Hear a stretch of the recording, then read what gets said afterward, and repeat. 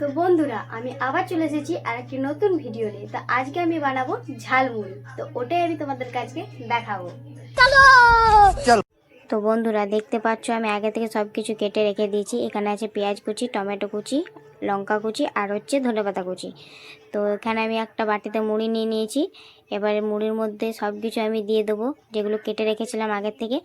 তো এবার আমার কাছে শসা ছিল না, তার জন্য আমি দিই নাই। তোমাদের কাছে থাকলে তোমরা কিন্তু অবশ্যই দিবে। তো এখানে আমি চানাচুর দিয়ে দিয়েছি আর এখানে দিয়েছি আমি মটর ভাজা।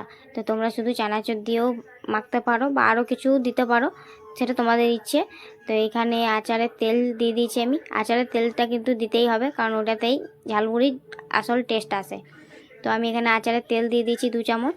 তো এখানে দেখতে পাচ্ছ আমি মাখছি, ভালো করে মুড়িটাকে মেখে নিয়েছি। আর মাখতে মাখতে এত সেন্ট আসছিল কি বলবো বন্ধুরা। তো আমার মাখতে মাখতে আমি খেতে শুরু করে দিয়েছি, দেখতে পাচ্ছ।